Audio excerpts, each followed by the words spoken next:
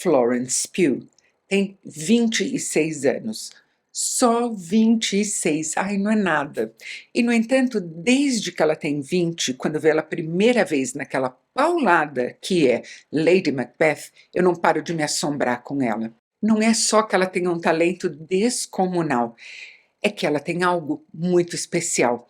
Como uma pessoa tão jovem pode se conhecer tão bem? Se conhecer tão bem, na verdade, que ela é capaz de recolher a si mesma ali dentro de algum lugar muito pequeno e deixar que todo o restante do espaço seja ocupado pelo personagem. É como se ela estivesse emprestando a respiração dela para outra pessoa existir. Em Um Milagre, portanto, que acaba de estrear na Netflix, ela é o maior milagre de todos. Na verdade, ela talvez seja o único milagre genuíno dessa história. A gente tem aqui um filme interessantíssimo sobre uma enfermeira inglesa que, em 1862, viaja até uma aldeia remota na Irlanda para observar durante 2 semanas uma menina, a Anne, que, segundo relatos, há 4 meses não se alimenta, não come absolutamente nada e, no entanto, permanece misteriosamente saudável. Essa enfermeira, a Lib,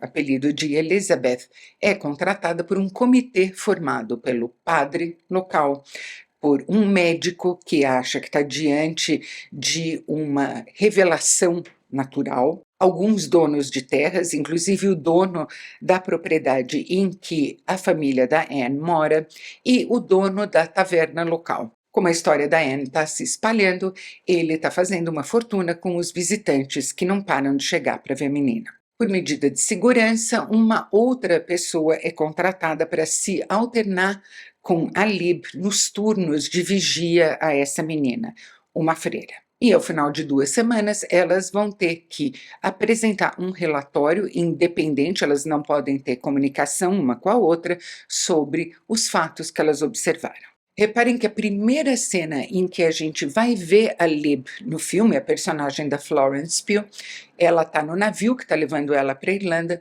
comendo. Vai ter várias outras cenas em que a gente vê ela sentada à mesa com um prato diante de si, de frente para a gente, comendo. Mas em nenhuma dessas cenas a gente saberia dizer se a comida é saborosa ou se é ruim, se ela está quente ou está fria, se ela está agradando ou desagradando. A Lib come como alguém que está procurando sustentar o próprio corpo.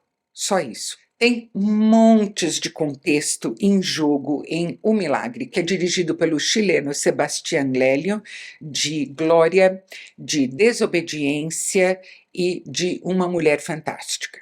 Tem muito contexto histórico e tem muito contexto nesses outros filmes que o Lélio já fez. Em 1862, a Irlanda ainda estava sofrendo os efeitos trágicos da Grande Fome de 1845 a 1849, em que uma praga nas plantações de batata, que era o alimento base da maior parte da população, deixou mais de 1/4 dos irlandeses mortos. Se a praga da batata foi a causa imediata que provocou essa hecatombe entre os irlandeses, as causas sistêmicas eram outras e estão todas representadas nesse comitê que contratou a Lib para observar essa menina. Quase todos os latifundiários irlandeses moravam na Inglaterra, eram ingleses e todo o dinheiro que eles tiravam do país ia para lá. Quando a fome começou a devastar o país, então, não havia ninguém interessado em coibir os efeitos dessa tragédia.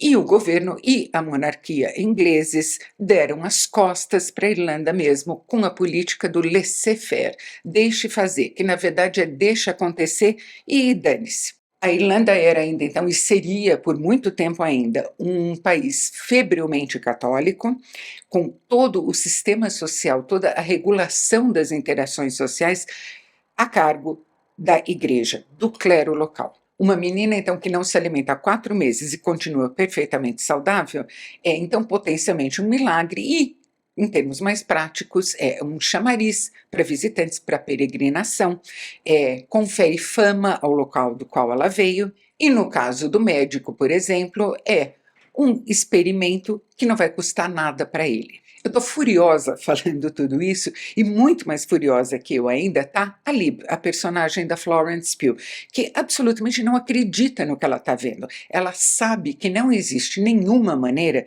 de uma pessoa sobreviver, e ainda mais sobreviver com alguma saúde, sem se alimentar. Ela sabe que tem algo acontecendo. Ela tenta chamar atenção para o que ela está vendo, ela tenta chamar atenção para o fato incontestável de que, a partir do momento em que ela e a freira começaram a observar a Anne, a saúde da Anne começou a decair. E, no entanto, ela não consegue demover nenhuma dessas pessoas, nenhuma delas, da ideia de continuar com esse experimento indecente. A incredulidade e a indignação irradiam dela.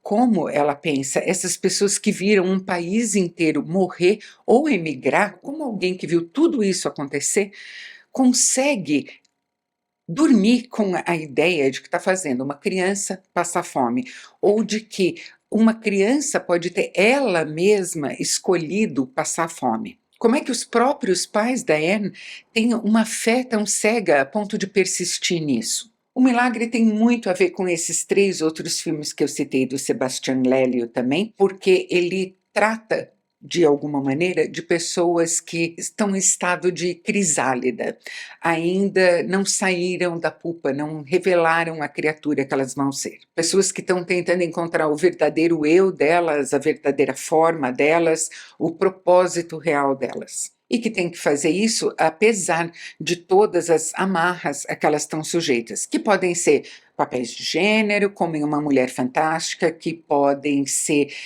amarras religiosas, como em Desobediência e como em O Milagre, e que podem ser de idade e papel social, como em Glória. Aqui todos esses elementos estão em jogo e formam um caldo pesado, grosso, com esse contexto em que a história se passa. Eu só tenho uma ressalva ao Milagre, que aliás é adaptado de um romance da Emma Donoghue, a mesma escritora de O Quarto de Jack.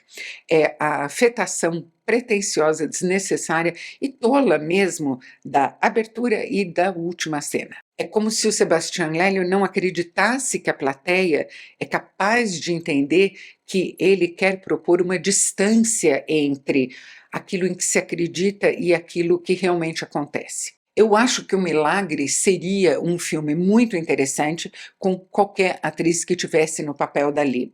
Mas o fato de ser a Florence Pugh transforma o filme completamente, porque é como se o filme emanasse dela, é como se a história nascesse a partir dela. A maneira como ela comanda a cena, a maneira como ela vive o personagem sem nenhum atrito com ele, totalmente em paz com essa pessoa, deixando ela existir tão naturalmente, é um espanto. A gente tem outros ótimos atores aqui também. Eu gosto muito do Tom Burke, que faz um jornalista, que vai ser um papel importante na história. Todos os membros do comitê que contratou a Lib são muito bons atores também. E a menina, que é interpretada pela Kyle Lord Cassidy, é uma espécie de vapo. É um vazio, uma sombra, uma figura onde deveria haver uma pessoa. E isso também é crucial para a história. E, em cima de tudo isso, tem mais uma ideia que vai emergindo e que é super atual.